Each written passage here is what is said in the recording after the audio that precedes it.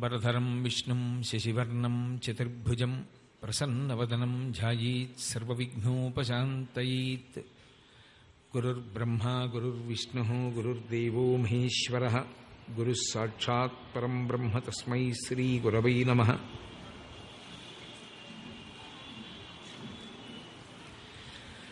వ్యాసాయ విష్ణురూపాయ వ్యాసరూపాయ విష్ణవే నమో వై బ్రహ్మనిధయే వాసిష్ఠాయ నమో నమః. కూజంతం రామ రామేతి మధురం మధురాక్షరం ఆరుహ్య కవితాశాఖాం వందే వాల్మీకికోకిలం. శ్రుతిస్మృతిపురాణానాం ఆలయం కరుణాలయం నమామి భగవత్పాదశంకరం లోకశంకరం. వాగర్ధావివ సంపృక్తౌ వాగర్ధ ప్రతిపత్తయే జగతః పితరౌ వందే పార్వతీ పరమేశ్వరౌ. సూక్తిం సమగ్రయతున స్వయమేవ లక్ష్మీః శ్రీరంగరాజమహిషీ మధురైః కటాక్షైః. వైదగ్ధ్యవర్ణగుణగుంభనగౌరవైర్యాం కండూలకర్ణకుహరాः కవయోధయంతి.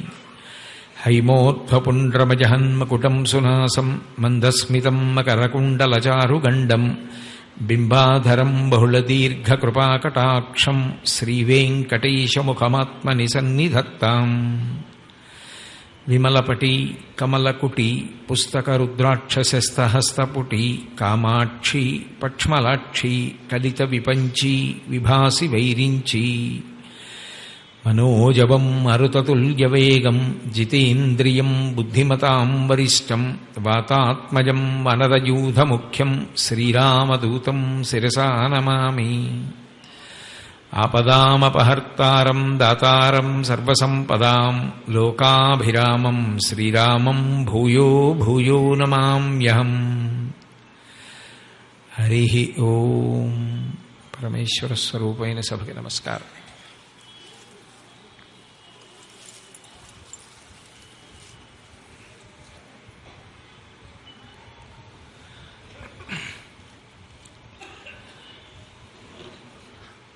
కృష్ణ భగవానుడి యొక్క అవతారం పరిపూర్ణావతారం. అటువంటి కృష్ణుడు ఈ లోకంలో అవతారంగా వచ్చినప్పుడు అత్యంత సులభుడై కిందకి దిగిపోయాడు.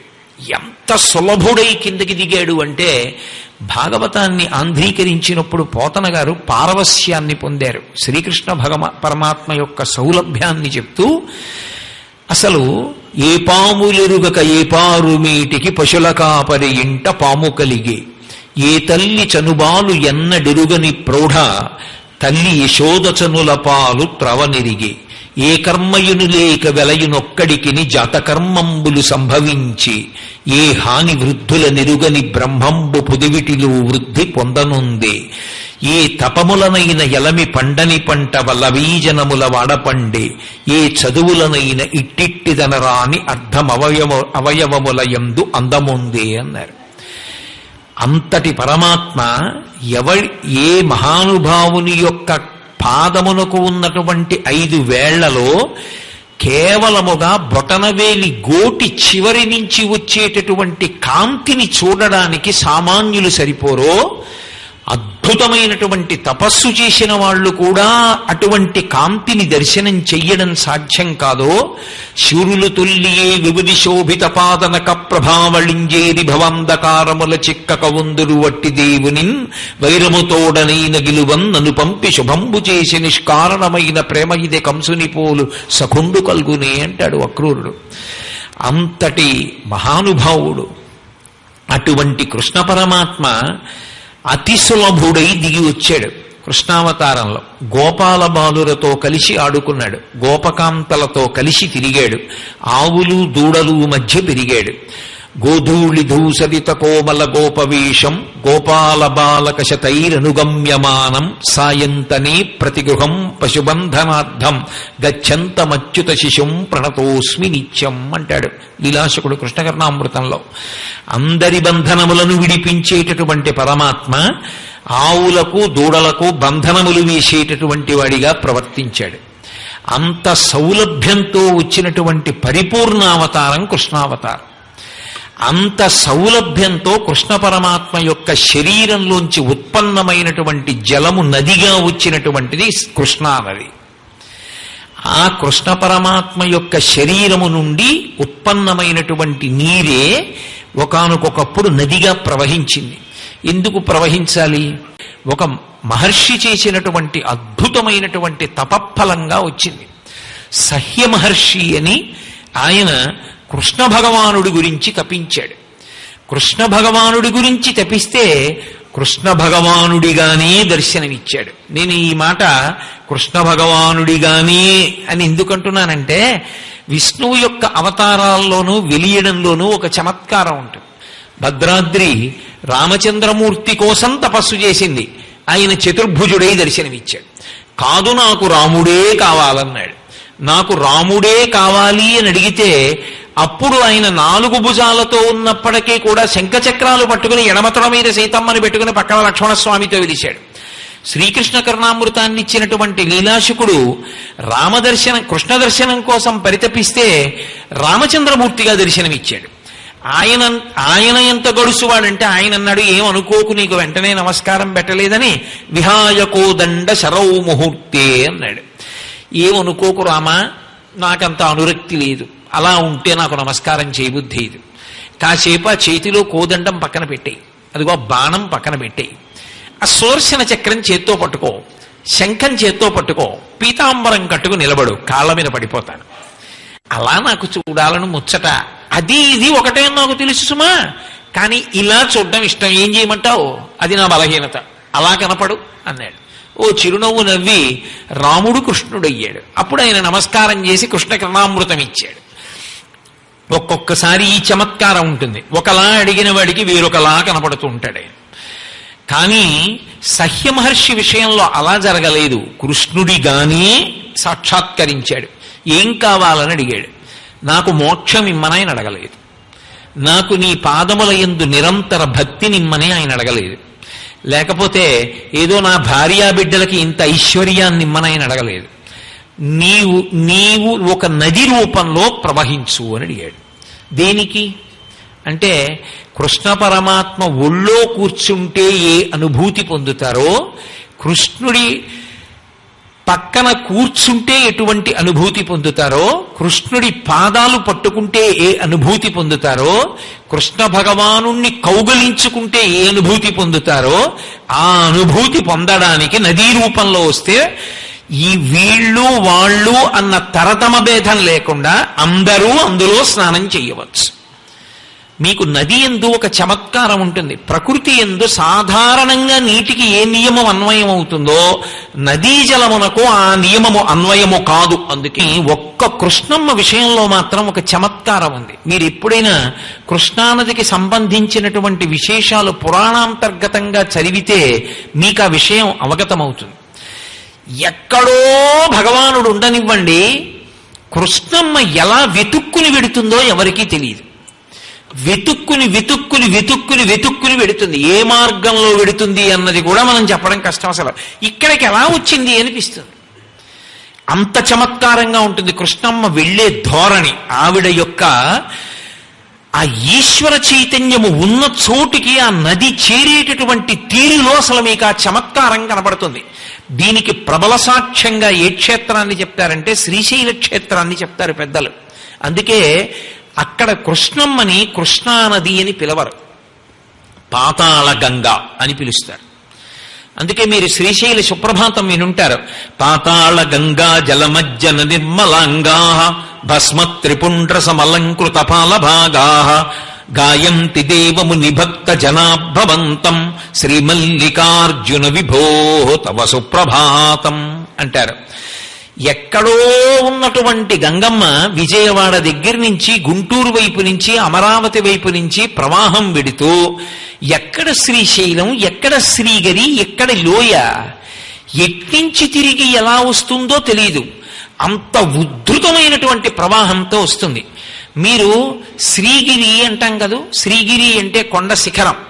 ఆ శ్రీగిరి పైన నిలబడి కిందకి చూశారనుకోండి, ఎక్కడుంటుంది గంగ అంటే ఈ కృష్ణానది ఎక్కడో పాతాళంలోకి కనపడుతుంది. మీరు అంత పల్లానికి ప్రయాణం చేసి వచ్చి ఎన్నో మెట్లన్నా దిగాలి, లేకపోతే ఇప్పుడు కొత్తగా వచ్చినటువంటి రోప్వే మీదన్నా దిగాలి. అంత కిందకి దిగితే తప్ప కృష్ణానది కనపడదు. శ్రీశైల మల్లికార్జున దేవాలయం ఎక్కడుంది? ఎక్కడో శ్రీగిరి శిఖరం మీద మల్లికార్జున దేవాలయం ఉంది. మీరు ఇప్పటికీ శ్రీశైలం మల్లికార్జున దేవాలయంలోకి వెళ్ళినప్పుడు పెద్దలను అడగండి, మీకు చెప్తారు. అనేక చోట్ల ఉబికి ఉపికి బుగ్గల్లాగా పైకి తేలుతూనే ఉంటుంది నీరు. చాలా మందికి తెలియదు, దర్శనం చేసుకుని వచ్చేస్తుంటారు. మీరు ఎప్పుడైనా మల్లికార్జున స్వామి దర్శనానికి వెళ్ళినప్పుడు, అయ్యా ఈ నది ఇలా అక్కడక్కడ బుగ్గల్లా గుళ్ళో పైకి వస్తుందిట, ఒక్కసారి చూపించండి అంటే, ఒకానొకప్పుడు ఆ దేవస్థానంలో పనిచేసేటటువంటి ఒక ఇంజనీర్ గారు నన్ను అనేక ప్రదేశాలకి తీసుకెళ్లి చూపిస్తే నేను తెల్లబోయాను. మీరు ఒక రాయి పైకెత్తితే బుడబుడ బుడబుడ బుడబుడ బుడబుడ శబ్దంతో ప్రవాహం వెళ్ళిపోతుంటుంది. అంత కిందకున్నటువంటి కృష్ణమ్మ అంత పైకి ఎలా ఎక్కువస్తుంది అన్నది ఆశ్చర్యం. అంత కిందకుంటుంది. పిలవడం కూడా పాతాళగంగ అని పిలుస్తాం. పాతాళగంగగా ఉన్న కృష్ణమ్మ మల్లికార్జునుడి దగ్గరికి కుండాల రూపంలో వచ్చేస్తుంది. అందుకే అక్కడికి వస్తే కుండం. మీరు చూడండి, మల్లికార్జునుడికి ఉదయం వేళ సుప్రభాతం జరుగుతారు. ప్రాతస్మరామి గణనాథ మనాథ బంధుం సింధూరపూర పరిశోభిత గండ యుగ్మం ఉద్దండ విఘ్న పరికండ నచండ దండ మాకండలాది సురనాయక బృంద వంద్యం అని సుప్రభాతం జరిగి అభిషేకానికి మొదటి బిందె నీళ్లు తీసుకెళ్లేటప్పుడు ఆ ఎద్దుని తీసుకొస్తారు. అదో అద్భుతమైనటువంటి విశేషం. ఎంత గొప్పగా ఉంటుందంటే, ఏదో లేపాక్షిభ సవయ్య లేచిరావయ్యా కైలాస శిఖరిలా కదలిరావయ్యా అని మాకు చిన్నప్పుడు పాటలు ఉండేవి. అలా కైలాస శిఖరం కదిలొచ్చిందా అన్నట్టుగా ఉంటుంది వృషభం. అది నల్లగా ఉంటుంది, మూపురం ఇలా ఊగుతూ ఉంటుంది. అది వస్తుంది మనోహర కుండం దగ్గరికి. అక్కడి నుంచి తిన్నగా ప్రదక్షిణం చేస్తుంది మేళతాళాలతో. ఎవ్వరూ దాన్ని పట్టుకోరు. శయనమంటపం దగ్గరికి వెళ్ళి ఆగిపోతుంది. పార్వతీ పరమేశ్వరుల్ని తీసుకొస్తారు. మళ్ళీ ఇలా వెనక్కి తిరిగి చూడదు. మీరు ఎప్పుడైనా మల్లికార్జున క్షేత్రానికి వెళ్ళి చూడండి, ఎన్ని చమత్కారాలు ఉంటాయో. ఇలా చూడదు, ఇలా అదల్చరు ఎవ్వరు. దానికి ఇలా చెవులు కదుపుతూ ఉంటుంది. తలుపు తీసి ఉత్సవమూర్తుల్ని తీసుకుని వచ్చేసి అభిషేక జలాల పాత్రలు అవి పట్టుకుని మీరు మళ్ళీ కదలడానికి సిద్ధపడిపోగానే నందీశ్వరుడు మళ్ళీ కదులుతాడు. బసవయ్య మనోహర కుండం దగ్గరికి వస్తారు. ఎక్కడి పాతాళగంగా? ఎంత కిందకుంది మాంసనేత్రంతో చూస్తే. మొదటి బిందె తీసుకెళ్ళడానికి తలుపు తెరుస్తారు. మీరు ఎప్పుడైనా కావాలంటే చూడొచ్చు. 4 మెట్లు కూడా దిగక్కర్లేదు. మనోహర కుండము అన్న పేరుతో నీరు కుండం నిండా నిండిపోయి ఉంటుంది. అందులోంచే బిందెలతో నీళ్లు పట్టుకెడతారు అభిషేకానికి. శ్రీశైల మల్లికార్జున లింగంతో సమానంగా వస్తుంది. మళ్ళీ 10 అడుగులు వేసేటప్పటికి చమత్కారం అంత అడుక్కెడుతుంది. అసలు కృష్ణమ్మ యొక్క ప్రవాహమే చమత్కారం. ఎన్ని రకాలుగా ఈశ్వరుణ్ణి ముట్టుకుంటూ ఉంటుందో తెలుసా? క్షేత్రాల్లో పైకి దొరికి ఒకలా ముట్టుకుంటుంది, దొరకక ఒకలా ముట్టుకుంటుంది. నేను మీకు ఒక ప్రబల సాక్ష్యం చెప్తాను. శ్రీశైల క్షేత్రంలో కామకోటి వారి మఠ ప్రాంగణం ఉంది. శ్రీశైలం లింగం అంత దూరంలో ఉంటుంది, జ్యోతిర్లింగం. అదో ఆ గట్టుందే, ఆ గట్టు జ్యోతిర్లింగం అయితే కామకోటి మఠం అక్కడ ఉంటుంది. ఆ కామకోటి మఠంలో ఓ ఎత్తైనటువంటి ప్రదేశం ఉంటుంది. అక్కడి నుంచి చాదతో నీళ్లు తోడి ఆ నీళ్లతో చంద్రమౌళీశ్వరలింగానికి అభిషేకం చేస్తూ ఉండేవారు. ఒకప్పుడు కామకోటి పీఠాధిపత్యం వహించిన మహాపురుషులు చంద్రశేఖరేంద్ర సరస్వతి మహాస్వామి వారు. ఆయన ఓ రోజు అభిషేకం చేసి ధ్యానం చేసి అన్నారు, మీరిక్కడికి 2 తాటి చెట్ల లోతు తవ్వండి, మల్లికార్జున లింగం అడుగు నుంచి తాకుతూ ఒక పెద్ద ప్రవాహం వస్తోంది, అది ఇక్కడ బుగ్గలా తేలుతోంది, అది మళ్ళీ తిరిగి తిరిగి కృష్ణానదిలోకి ఎడుతోంది అన్నారు. ఎలా చెప్పారు అని తాటి చెట్ల ప్రమాణం తవ్వారు. తవ్వితే నిజంగానే బుగ్గొస్తోంది. మల్లికార్జున లింగం యొక్క అడుగు భాగాన్ని తాకి వస్తుంది ఆ బుగ్గ. వచ్చి అక్కడ చిన్న చెరువులా నిలబడుతుంది. దాని మీద కామకోటి ప్రతినిధులు సముద్రాల కృష్ణమూర్తి గారని వారు ఒక పెద్ద తీగలతోటి జల్లి కూడా కట్టించారు, కోతులు పక్షులు పాడు చేయకుండా. అక్కడికి వచ్చి నిలబడి మళ్ళీ వెళ్ళిపోతుంది. కృష్ణమ్మ ప్రవాహం పరమాద్భుతం. ఒక్క కృష్ణమ్మ ప్రవాహంలో ఉండేటటువంటి వైచిత్రి మీకు ఏ నది విషయంలోనూ కనపడదు. మిగిలిన నదుల యొక్క విభూతులు వేరు, వాటిలో రకరకాల చమత్కారాలు ఉంటాయి. గోదావరి ఉందనుకోండి, నాసికా త్రయంబక్ దగ్గర ప్రవహించేటటువంటి గోదావరిలో ఎముక పడేస్తే అత్యంత తొందరగా కరిగిపోతుందట.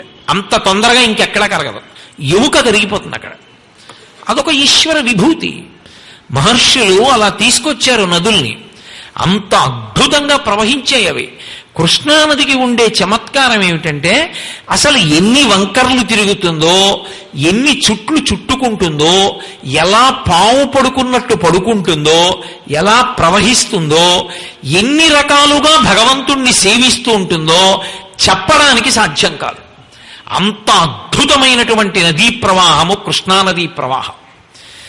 మీకు నేను ఒక ఉదాహరణ చెప్పాలంటే, కృష్ణమ్మ ఎక్కడెక్కడ ప్రవాహంతో విడుతూ ఉంటుందో అక్కడక్కడంతా కూడా కాల సంబంధమైనటువంటి విషయములు కొన్ని ఉంటాయి. కృష్ణుడి పాదాలు పట్టుకుంటే ఏమవుతుంది అంటే కాలాన్ని దాటిస్తాడు కృష్ణుడు. అందుకే కృష్ణుడిని తల మీద పెట్టుకుంటే ఏమైంది అంటే యమున దాటాడు వసుదేవుడు. ఆశౌరికి తెరవసగను ప్రకాశోద్ధత తుంగ భంగ కలిత ధరా సాకాశయగు యమున మును సీతేశునకు పయోధి త్రోవ ఇచ్చిన భంగిన్ అంటారు పోతన గారు. ఒకప్పుడు రామచంద్రమూర్తికి సముద్రం దారి ఎలా విడిచిపెట్టిందో అలా దారి విడిచిపెట్టింది ఆ కృష్ణ పరమాత్మని ఇలా గుండెల మీద పెట్టుకుని వసుదేవుడు వెడుతుంటే. కాలము దారి విడిచిపెట్టేస్తుంది కృష్ణుణ్ణి తల మీద పెట్టుకున్నవాడికి. తల మీద పెట్టుకోవడం అంటే నా ఉద్దేశం ఓ విగ్రహం పెట్టుకోవడం అని కాదు సుమండి. అష్టాంగ యోగంలో సమాధి అన్న మాటకు అర్థం ఏమిటంటే బాహ్యమైనటువంటి చలనం అంతా పోతుంది. పోయి లోపల భగవత్తత్వంతో స్థిరీకరింపబడతాడు. తాదాత్మ్యత పొంది ఇంకా పైన ఉన్నటువంటి వాటితో అన్నిటితోటి సహజంగా ఉండేటటువంటి అనుబంధములన్నీ కూడా తెగిపోతాయి. ఇదే శంకరాచార్యుల వారు వర్ణిస్తారు. శ్రీశైల శృంగకు హరేషు కదోపలప్స్యే గాత్రం యదామలతాహ పరివేషయంతి కర్ణే యదాహ విరచయంతి ఖగాశ్చ నీడాస్ అంటారు. శ్రీశైల శృంగ కుహరేషు కదోపలప్స్యే, శ్రీశైలంలో ఉండేటటువంటి గుహల్లో ఇది జరుగుతుంది అని. అది మనోలయానికి కారణం. అందుకే ఆయన శేషాద్రి శృంగే సదా వసంతం శ్రీశైల శృంగే వివిధ ప్రసంగే అన్నారు. అన్ని ఓషధులు దొరుకుతాయి శ్రీశైలంలో. అక్కడ మనోలయం అయిపోయి కృష్ణుణ్ణి ధరించాడు అన్న మాటకు అర్థం ఏమిటంటే ఎవరు అలా ఆ స్థితికి చేరిపోయిన వారు అంటే గాత్రం యదామలతాహ పరివేషయంతి, భగవంతుణ్ణి లోపల ధ్యానం చేస్తూ ఉండగా మూడు ఒకటైపోవాలి. ధ్యానము చేయుచున్నవాడు, ధ్యానము చేయబడుచున్నది, ఈ మూడు ఒకటైపోయి సరళ రేఖలోకి వచ్చేసి మూడుగా ఉండకుండా ఒకటిగా అయిపోయినప్పుడు ఇక శరీరం తాదాత్మ్యతతో లేదు. అంటే ఇంద్రియములు పనిచేసిన మనసుతో అనుసంధానం ఉండదు. ఆ కవాటం తెగిపోతుంది. మీకు నేను బాగా అర్థమయ్యేట్టు చెప్పాలి అంటే చెవికి వినడం ధర్మం అండి. కర్ణభేరి శబ్దాన్ని విన్నప్పుడు ప్రకంపన ఉంటుంది, అది పుచ్చుకుంటుంది శబ్దాన్ని. సమాధిలో ఉన్నవాడికి కూడా చెవి శబ్దాన్ని పుచ్చుకుంటుంది, కానీ చెవి పుచ్చుకున్న శబ్దాన్ని మనసు పుచ్చుకోదు. కాబట్టి గ్రహించడు. దాంతో ప్రతిస్పందన ఉండదు. ఇక ఉండకుండా అలా ఉండిపోతాడు. ఉండిపోతే ఏముంది, పక్కన ఎవడో గంట కొట్టాడు తెలియదు, వినపడదు. పక్కన ఎవడో పాట పాడాడు తెలియదు, వినపడదు. ఇంద్రుడు తపస్సు చేర్చాడు అంటూ ఉంటారు. అస్తమానం మీరు ఏ పురాణం తెరవండి, ఇంద్రుడు తపస్సు పాడు చేసేదానికి దేవకాంతల్ని ఎందుకంటే ఆయనకి అదే పనే. అది జాగ్రత్తగా మీరు అర్థం చేసుకోవాలి. మనుష్యుడు ఆ స్థితికి వెళ్ళిపోయాడనుకోండి, బాహ్యకర్మ చేయడు. బాహ్యకర్మ యజ్ఞయాగాదులు చెయ్యకపోతే దేవతలకి హవిస్సులు అందవు. అందుకే దేవతలు ఎప్పుడూ కర్మ చేస్తూ ఉండడాన్ని ఇష్టపడతారు. అందుకని ఆ సమాధి స్థితిలో ఉండిపోవడాన్ని ఇష్టపడక చెరిచి కర్మలోకి తీసుకురావడానికి ప్రయత్నం. తాత్వికంగా అర్థం చేసుకోవాలి. అంతేగాని ఇంద్రుడికి అదే పనిగా ఏదో రంభాదుల్ని పంపిస్తూ ఉండడం, దానికోసం తపస్సు చేస్తానని బయలుదేరడం, ఇటువంటి పనులు ధూర్తతనాలు. కాబట్టి అసలు ఆ స్థితిని పొందితే అంటే చెవికి వినపడిన ప్రతిస్పందన ఉండదు, కన్ను చూసిన ప్రతిస్పందన ఉండదు, ముక్కుకి వాసన తగిలిన ప్రతిస్పందన ఉండదు, ఒంటి మీద పాము పాకిన చర్మం గ్రహిస్తుంది కానీ పాకుతోందని మనసుకి తెలియదు, కవాటం తెగిపోయింది. అలా అయిపోతే కొంతకాలానికి ఏమవుతుందంటే మొట్టమొదట ఎవరు నమ్ముతారు అంటే తీగ నమ్ముతుంది. నేను ఓ బఠానీ తీగ ఒకటి పెట్టి, లేకపోతే చిక్కుడు తీగ ఒకటి పెట్టి, చిక్కుడు తీగ కొంచెం వేగంగా పెరుగుతుంది, ఓ చిక్కుడు తీగ పెట్టి పక్కనే కదలకుండా కూర్చున్నాను అనుకోండి 4 రోజులు, ఆ తీగ నన్ను వచ్చి అల్లుకోదు, ఏ చిటికిన వేలుతో పట్టుకోదు కాల్ది. దానికి తెలుసు వీడు కదిలి వెళ్ళిపోతాడని. అది పక్క నుంచి వెళ్ళిపోయి బెడ్డ ముక్కని చుట్టుకుంటుంది తీగతో, ఓ పుల్ల ముక్కను చుట్టుకుంటుంది, గాజు పెంకుని చుట్టుకుంటుంది. నా వేల్ని మాత్రం అది చుట్టుకోదు, పక్క నుంచి పోతుంది. ఎందుకని అంటే దానికి తెలుసు వీడు లేచిపోతాడని. సమాధిలోకి వెడుతున్నాడు అనడానికి మొదటి గుర్తు ఏమిటంటే గాత్రం యదా మమలతాహ పరివేష్టయంతి. తీగలు వచ్చి చుట్టుకుంటాయి, అది పొదలు పెట్టాయి, చెట్లు మొలిచాయంటారే, అది తాత్వికమైన అర్థం. అంటే బాహ్య స్పర్శ పోయింది. అసలు కర్ణేయదాహ విరచయంతి ఖగాశ్చ నీడాస్. ఎంత నిద్రలో ఉన్నవాడైనా, ఎంత ధ్యానంలో ఉన్నవాడికైనా చెవిలో పుల్ల మొక్క పెట్టి ఇలా అన్నారనుకోండి ఉలిక్కి పడతాడు ఇలాగా. అటువంటిది తీగలు ఎప్పుడైతే చుట్టుకున్నాయో పక్షులు నమ్ముతాయి వీడు కదలడిహ సమాధిలోకి వెళ్ళాడని. అప్పుడు తీసుకొచ్చి చెవులలో పుల్లలు పెడతాయి పక్షులు, పెట్టి గూళ్ళు పెడతాయి. గూళ్ళు పెడితే మేము ఊరుకుంటాయేంటే, సాయంకాలం అయ్యేటప్పటికి గోల, పొద్దున్న అయ్యేప్పటికి గోల, ఆ పిల్లలకి తెచ్చి ఆహారం పెడుతూ ఉండడం, నానా అల్లరి. ఇన్ని పుల్లలు పెట్టి గూళ్ళు పెట్టి అవి అల్లరి చేస్తున్నా వీడు కదలడం, అది సమాధి. వాడు యమున దాటాడని అర్థం, వాడు కాలం దాటాడు. కాలమునకు కృష్ణునికి ఎప్పుడు సంబంధం. అందుకే కృష్ణలీలలన్నీ యమున ఒడ్డున, కృష్ణా నదిది కూడా అదే సంబంధం. మీరు ఎప్పుడైనా జాగ్రత్తగా కృష్ణానదీ పరివాహక ప్రాంతం గురించి పరిశీలనం చేయండి. కాల సంబంధమైనవి ఏవి ఉన్నాయో అవి కృష్ణానదితోటే సంబంధంతో ఉంటాయి. ఇప్పటికీ పెద్దలు మాట చెప్తూ ఉంటారు, బ్రహ్మంగారు చెప్పినటువంటి వేదాంతంలోంచి దాంట్లోంచి మొట్టమొదట కలియుగాంతం అవుతోంది అని గుర్తేమిటి? ఎవరు కదులుతారు? శ్రీశైలంలో ఉంటాడు పెద్ద బసవయ్య, ఆయన కదులుతాడు. అక్కడ ఎవరుంటారు? కృష్ణానది ఉంటుంది. ఎప్పుడు కదులుతాడు?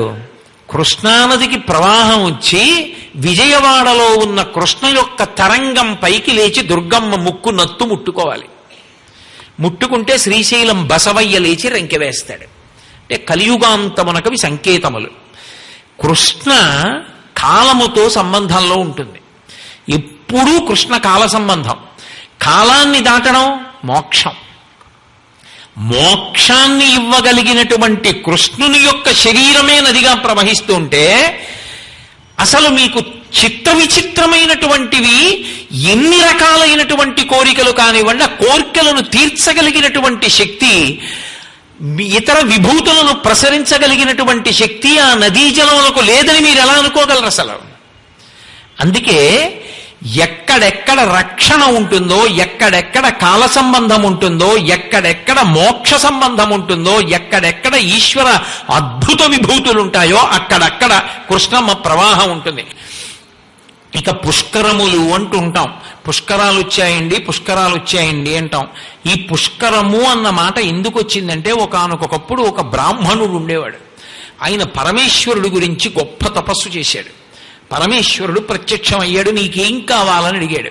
నేను గొప్ప కళ్యాణకారకుణ్ణి కావాలి, నన్ను ఏ స్థానంలో నువ్వు పెట్టినా సరే నేను దేని యందు ఉంటానో దాని ద్వారా లోకమునకు కళ్యాణం జరగాలి, అందరికీ శుభాలు అందాలి, నన్ను అటువంటి కళ్యాణకారకుణ్ణి చేసి ఎక్కడుండమంటావో చెప్పన్నాడు. చాలా గొప్ప కోరిక. నేను మీతో మనవి చేసింది ఇదే. ఈ దేశంలో పుట్టిన మహాత్ముల యొక్క అనుగ్రహం చేత ఇంత పేరు వచ్చింది, ఇన్ని ఉత్సవాలు వచ్చాయి. ఎంత గొప్ప కోరిక కోరావురా!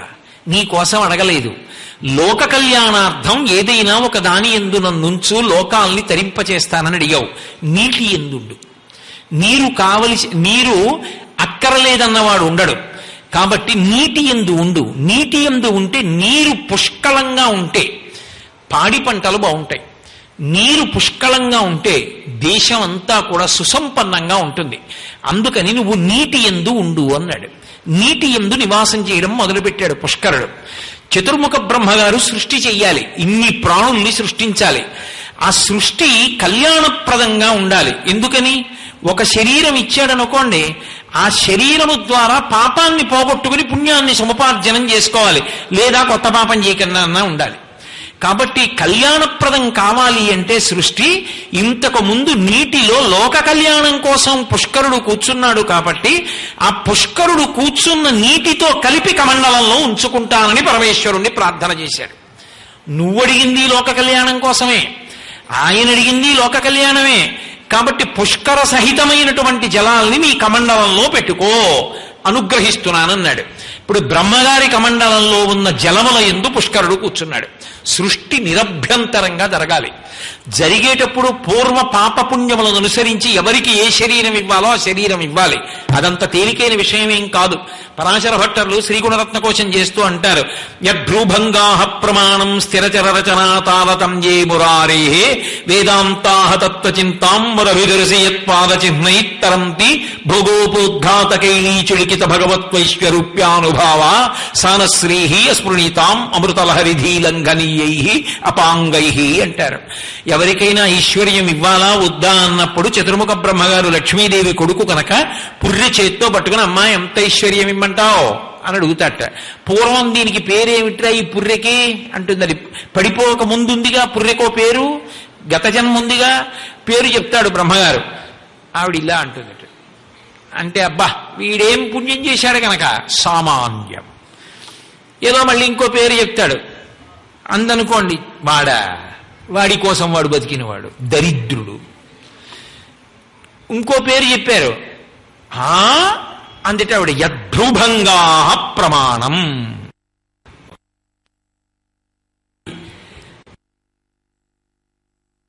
అమ్మా నీ కనుబొమ కదలిక లోకంలో ఐశ్వర్యమునందు తారతమ్యాన్ని సృష్టిస్తోంది. ఇంత చెయ్యవలసిన బ్రహ్మగారికి మరి కమండలంలో లోకమంగళప్రదత్వమైన జలములు ఉండద్దు, అందుకని పుష్కర సహితమైన జలాల్ని ఆయన కమండలంలో ఉంచుకున్నాడు. ఇక్కడితో పోలేదు ఈ కథ. ఈలోగా గ్రహాలలో చాలా గొప్ప గ్రహం గురుగ్రహం. అందుకే శంకరాచార్యులు వారి జాతికో భిక్ష పెట్టారు. గురుగ్రహం ఒకటి బలంగా ఉంటే మిగిలిన గ్రహాలు బలహీనంగా ఉన్నా కాసుకుంటుంది. జ్యోతిషంలో ప్రవేశం ఉన్న వాళ్ళకి తెలుస్తుంది. ఆ గురుగ్రహమే బలహీనపడితే దాన్ని శక్తివంతం చేసుకోవడానికి దక్షిణామూర్తి స్తోత్రం ఇచ్చారు. అటువంటి గురువు బృహస్పతి తపస్సు చేశాడు. పరమశివుడు ప్రత్యక్షం అయ్యాడు. ఏం కావాలన్నాడు. నేను ఒక్కొక్క రాశిలో ఉన్నప్పుడు ఒక్కొక్క నదిలోకి వెడుతూ ఉంటాను. నేను ఏ నదిలోకి వెడతానో ఆ నదిలోకి నాతో పాటు పుష్కరుణ్ణి పంపించన్నాడు. పరమశివుడు పుష్కరుడి వంక చూశాడు. బ్రహ్మగారి కమండలంలో ఉన్నాడు కదా, ఏమోయ్ గురుడితో పాటు వెడతావా అన్నాడు. నేను వెళ్ళను, నాకు బ్రహ్మకమండలంలోనే బాగుందన్నాడు. గురువు బృహస్పతి అన్నాడు, కాదు కాదు ఆయన వస్తే నాకు బాగుంటుందన్నాడు. ఇద్దరి వంక చూశాడు. పోన్లే నేను ఒక మధ్య మార్గం చెప్తాను. నువ్వు ఒక్కొక్క రాశిలోకి వెళ్ళినప్పుడు ఏ నదిలోకి వెడతావో ఆ నదికి పుష్కరాలు వస్తాయి. మొదటి 12 రోజులు చివరి 12 రోజులు 12 రాసులు మారాలి కాబట్టి మొదటివి ఆది పుష్కరాలు, చివరివి అంత్య పుష్కరాలు. నువ్వు వెళ్ళిన రోజున మొదటి 12 రోజులు నీతో పాటు పుష్కరుడు రావాలి. పుష్కరుడికి బ్రహ్మకమండలం ఇష్టం, అందుకని పుష్కరుణ్ణి విడిచిపెట్టకుండా బ్రహ్మగారు కూడా వస్తారు. బ్రహ్మగారు కూడా వస్తారు కాబట్టి దేవతలందరూ వస్తారు. అందరూ నువ్వు ఏ నదీ జలములలోకి వెడతావో ఆ నదీ జలములలో మొదటి 12 రోజులు చివరి 12 రోజులు స్థిర నివాసం చేస్తారు. ఇప్పుడు వెళ్ళి స్నానం చేస్తే ఏమవుతుంది? 33 కోట్ల మంది దేవతలు, ఋషిమండలం, చతుర్ముఖ బ్రహ్మగారు, పుష్కరుడు, జలాధిదేవత, నది యొక్క అధిదేవత, ఇంతమంది అనుగ్రహానికి పాత్రుడవుతాడు. అందుకని పుష్కరాలు వస్తాయి. అది గురుడు మారేటటువంటి రాశిని బట్టి ఆ పుష్కరాలు రావడం ప్రారంభం అవుతాయి. బృహస్పతి మేషరాశిలోకి వెళ్ళాడనుకోండి, గంగా నదికి పుష్కరాలు వస్తాయి. ఆయన వృషభ రాశిలోకి వెళ్ళాడనుకోండి, నర్మదా నదికి పుష్కరాలు వస్తాయి. ఆయన మిథున రాశిలోకి వెళ్ళాడనుకోండి, సరస్వతీ నదికి పుష్కరాలు వస్తాయి. ఆయన కర్కాటక రాశిలోకి వెళ్ళాడనుకోండి, యమునా నదికి పుష్కరాలు వస్తాయి. ఆయన సింహరాశిలోకి వెళ్ళాడనుకోండి, గోదావరి నదికి పుష్కరాలు వస్తాయి. ఆయన కన్యారాశిలోకి వెళ్ళాడనుకోండి, తులారాశికి పుష్కరాలు వస్తాయి. ఆయన కన్యారాశిలోకి వెడితే కృష్ణానదికి పుష్కరాలు వస్తాయి. ఆయన మళ్ళీ తులారాశిలోకి వెళ్ళాడనుకోండి, అప్పుడు కావేరీ నదికి పుష్కరాలు వస్తాయి. ఆయన తులారాశిని విడిచిపెట్టేసి మళ్ళీ వృశ్చిక రాశిలోకి వెళ్ళాడనుకోండి, అప్పుడు ప్రత్యేకంగా భీమరథీ నదికి పుష్కరాలు వస్తాయి. ఆయన ఆ ధనుర్రాశిని విడిచిపెట్టేసి మకర రాశిలోకి వెళ్ళాడనుకోండి, తుంగభద్రా నదికి పుష్కరాలు వస్తాయి. ఆయన మకర రాశిని విడిచిపెట్టేసి కుంభరాశిలోకి వెళ్ళాడనుకోండి, సింధు నదికి పుష్కరాలు వస్తాయి. ఆయన మీనరాశిలోకి వెళ్ళాడనుకోండి, ప్రణీతా నదికి పుష్కరాలు వస్తాయి. ఇలా గురువు 12 రాసులు మారినప్పుడు 12 నదులకు పుష్కరాలు వస్తాయి. ఈ 12 నదులకి పుష్కరాలు వచ్చినప్పుడు గురువు ఏ రాశిలో తిరుగుతున్నాడో దాన్ని బట్టి పుష్కరాలు వస్తూ ఉంటే ఆ పుష్కర సమయంలో అక్కడికి వెళ్లి సంకల్ప సహితంగా ఎవరు స్నానం చేస్తారో, ఎవరు ప్రపితామహుల్ని తలుచుకుని ఉత్తరక్రియలు చేస్తారో అటువంటి వారి వలన వాళ్ళందరూ తరిస్తారు. వీళ్ళు అపారమైన పుణ్యాన్ని మూటకట్టుకుంటారు. ఎందుకంటే ఆ బృహస్పతి కోరినటువంటి కోరిక వలన ఇంతమంది వచ్చి ఆ జలముల యందు నివాసం ఉంటారు. కాబట్టి ఆ సమయంలో అంత గొప్ప శక్తి ప్రచోదనమవుతుంది. కాబట్టి ఇంత ఆనుకూల్యత కలగడానికి కారణం బృహస్పతి ఆ రాశి మారినప్పుడు ఆ నదిలో నివాసం చేయడం, ఆయనతో పాటుగా పుష్కరుడితో పాటు చతుర్ముఖ బ్రహ్మగారు, బ్రహ్మగారితో పాటు 33 కోట్ల మంది దేవతలు, ఇంతమంది ఆ నదీ జలాలలో నివాసం చేయడం, దీని చేత పుష్కరాలు వస్తాయి. ఇక కుంభమేళా అని ఒకటి ఉంటుంది. కుంభమేళా ఎందుకు వస్తుంది అంటే క్షీరసాగరాన్ని మదనం చేశారు దేవదానవులిద్దరూ కలిసి అమృత భాండం కోసం. తీరా అమృత భాండం అందులోంచి ఉత్పన్నమైన నాడు మేము అమృతం తాగాలని చెప్పి ఆ అమృత భాండం కోసం దెబ్బలాడుకున్నారు. దెబ్బలాడుకున్నప్పుడు 5 ప్రదేశాలలో ఆ అమృత భాండం యొక్క స్పర్శ భూమికి కలిగింది. అలా ఏ ప్రాంతాలలో అమృత భాండం యొక్క స్పర్శ భూమికి కలిగిందో ఆ ప్రాంతాలలో మాత్రమే కుంభమేళా వస్తుంది. అందుకే కుంభ అంటే అమృత కుంభం. అది భూమిని తాకింది, ఎక్కడెక్కడ తాకిందో వాళ్ళు దెబ్బలాడుకున్నప్పుడు ఆ చోట్ల మాత్రమే కుంభమేళా వస్తుంది. కుంభమేళా అసలు నేను లెక్క పెట్టి చెప్పడానికి అది హాస్యాస్పదంగా ఉంటుంది. అసలు అంతంత గొప్ప గొప్ప పుణ్యాలకి ఆలవాలం కుంభమేళా. అందుకే కుంభమేళా 4 చోట్లే వస్తుంది. ఒకటి హరిద్వార్లో వస్తుంది, రెండవది మళ్ళీ త్రివేణి సంగమం దగ్గర వస్తుంది, అంటే అలహాబాద్లో కుంభమేళా వస్తుంది, మూడవది ఉజ్జయిన్లో వస్తుంది, 4వది నాసికా త్రయంబక్లో వస్తుంది. ఈ 4 చోట్ల కుంభమేళా జరుగుతుంది. మళ్ళీ ఈ 4 చోట్ల జరిగేటటువంటి కుంభమేళాలో హరిద్వార్లో జరిగేటటువంటి కుంభమేళా చాలా విశేషమైనటువంటి కుంభమేళా. ఇది కూడా ఈ కుంభమేళా జరగాలన్నా కూడా బృహస్పతి ఏ రాశిలో ప్రవేశించాడో ఆ రాశిని బట్టి సూర్యుడు ఏ రాశిలోకి వెళ్తున్నాడు అన్నది ఈ ఇద్దరూ మారుతున్న రాశుల్ని బట్టి కుంభమేళా వస్తుంది. ఉదాహరణకి బృహస్పతి మేషరాశిలో ఉన్నాడు, అలాగే బృహస్పతి కుంభరాశిలో ఉండి సూర్యుడు మేషరాశిలో ఉన్నాడు అనుకోండి, అప్పుడు హరిద్వార్ దగ్గర కుంభమేళా వస్తుంది. మొన్న జరిగింది కుంభమేళా. ప్రపంచవ్యాప్తంగా ఇటువంటి ఉత్సవం జరగలేదు అని ప్రపంచంలో ఉన్న దేశాలన్నీ కూడా గమనించి ఇంతమంది జనం ఒక ఉత్సవానికి ఒక చోట చేరడం పరమాద్భుతం, ఇది భారతదేశానికే చెల్లింది అని 2 చేతులు ఎత్తి నమస్కారం చేశాయి. అటువంటి కుంభమేళా హరిద్వార్కు వచ్చింది. ఎప్పుడు? ఈయన మేషరాశిలో ఉండి సూర్యుడు కుంభరాశిలో ఉంటే, అలాగే మళ్ళీ ఇద్దరూ కూడా రాశులు మారి ఒకరు మేషరాశిలో ఉండి ఒకరు మకర రాశిలో ఉంటే, అలాగే మేషరాశిలో బృహస్పతి ఉండి సింహరాశిలో బృహస్పతి ఉండి మేషరాశిలో సూర్యుడుంటే ఉజ్జయిన్లో వస్తుంది. చిట్ట చివరిదైనటువంటి నాసికా త్రయంబక్లో కుంభమేళా జరగాలి అంటే అప్పుడు మాత్రం బృహస్పతి సూర్యుడు ఇద్దరూ సింహరాశిలోనే ఉండాలి. ఇద్దరూ సింహరాశిలో ఉంటే నాసికా త్రయంబక్లో కుంభమేళా వస్తుంది. కాబట్టి బృహస్పతి గ్రహాన్ని అనుసరించి కుంభమేళా కానీ పుష్కరాలు కానీ వస్తాయి. ఈ పుష్కరాలు వచ్చినప్పుడు నదుల యొక్క శక్తి కోట్ల రెట్లు పెరిగిపోతుంది. ఆ పెరిగిపోయినప్పుడు అంత అద్భుతమైనటువంటి ఫలితాల్ని అవి అనుగ్రహిస్తాయి. దేశము కాలము ఈ 2 అనుకూలించుట అన్న మాటకు అర్థం ఏంటంటే అప్పుడు మనం సశరీరులమై ఉండగలగడం, మనుష్య జన్మలో ఉండగలగడం, అప్పుడు ఆ కుంభమేళా కానీ ఆ పుష్కరం కానీ రావడం, వచ్చినప్పుడు మనం అక్కడికి వెళ్ళగలగడం, వెళ్ళి అక్కడ ఆ పుష్కరంలో స్నానం చేయడం, ద్విగుణీకృత ఫలితం. ద్విగుణీకృతం అంటే ఇంకా ఏదో 2 రెట్లు, కోట్ల కోట్ల కోట్ల రెట్లు, అంటే అనంతమైనటువంటి ఫలితాన్ని ఇస్తారు. ఆ సమయంలో ఆ దేశమునందు చేసిన దానానికి దేశమునకు కాలమునకు అంత ప్రాధాన్యత. దేశకాలానువృత్తిశ్చనయశ్చనయ పండిత అంటాడు. అందుకే కిష్కింధకాండలో సుగ్రీవుడు దేశము కాలము తెలిసి ఉన్నవాడు తరిస్తాడు. ఆయా ప్రాంతములలో భూమిని దానం చేసినవాడు, బంగారాన్ని దానం చేసినవాడు, ధాన్యాన్ని దానం చేసినవాడు, వస్త్రాల్ని దానం చేసినవాడు, నాగలిని దానం చేసినవాడు, ఎద్దులు దానం చేసినవాడు, గోవులు దానం చేసినవాడు, నూతన వస్త్రాలు దానం చేసినవాడు, అన్నదానం చేసినవాడు, చిట్ట చివరి రోజున 12వ రోజున పుష్కరాల్లో తిలాదానం చేయాలి, నువ్వులు దానం చేయాలి. ఈ వస్తువులను ఎవరు దానం చేస్తారో వాళ్ళందరూ కూడా విశేషమైనటువంటి అనుగ్రహాన్ని నది యొక్క అధిష్టాన దేవత ద్వారా పుచ్చుకుంటారు. ఇంత గొప్ప నదులకు, ఇటువంటి నదుల యొక్క సంస్కృతికి, ఈ నదుల యొక్క అనుగ్రహానికి, ఈ నదుల యొక్క వైభవానికి మనందరం కూడా వారసులం.